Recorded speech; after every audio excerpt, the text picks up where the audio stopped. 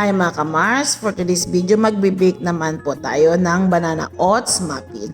Bago po tayo mag-i-start sa ating i-bake, don't forget to follow me, like, comment, and share, and pa-subscribe na lang po sa akin. So andyan po yung recipe nasa screen natin, so let's start. Ay kikwento ko pala sa inyo mga kamars, for how many years dito ako sa Dubai, tinatry ko talaga mag-aral mag-baking pero hindi talaga siya lumalabas ng tama. Alam nyo ba, ang paggagawa ng pandesal o tinapay, ang pagdodo, hindi ko talaga alam kung paano talaga siya i-adjust o paano siya lulutuin. Kasi trinay ko siya ilang beses. Okay, lumalabas siya tinapay pero kailangan mo siyang kainin because after 3 hours, nagiging bato talaga siya. Kaya yung amo ko talaga tawa ng tawa. Kaya hindi ko talaga alam. Pero mga ganitong bake ng muffins without any flour, kasi ang gamit ko oat milk dito, so lumalabas siya ng tama.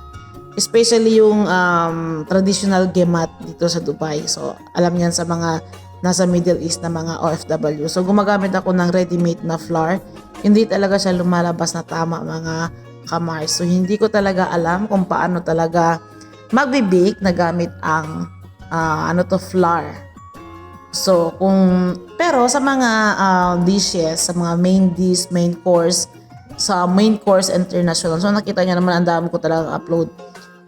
Sa iba't ibang bansa po yan ng mga pagkain na hinahanda ko. Doon dyan po, best po talaga ako. So tinatawag nga ako na chef, best cook dito. Kasi nakukuha ko talaga more on, pinapasarap ko talaga siya. Pero ang pagbe-baking talaga hindi ko talaga alam. So inaral ko siya, tumitingin ako sa YouTube, paano ko siya gagawin. Hindi ko alam, kahit yung puto na may flour, hindi talaga siya lumalabas tama mga kamars. Sobrang heavy niya, hindi siya umalsa na hindi ko maintindihan sa sarili ko, bakit hindi talaga ako marunong mag-bake. Pinapalo ko naman yung mga measurement, ang sabi nga nila, kailangan mo siya hayaan muna para mag-double size. Ginawa ko naman siya pero hindi talaga siya lumalabas tama. So, ang pag-bake, gamit ang flour at saka yeast at saka baking powder, hindi ko talaga makuha. Pero I try my best. Pero ganitong mga bagay, parang oat milk lang kasi wala namang flour ito. Kasi sobrang healthy ito na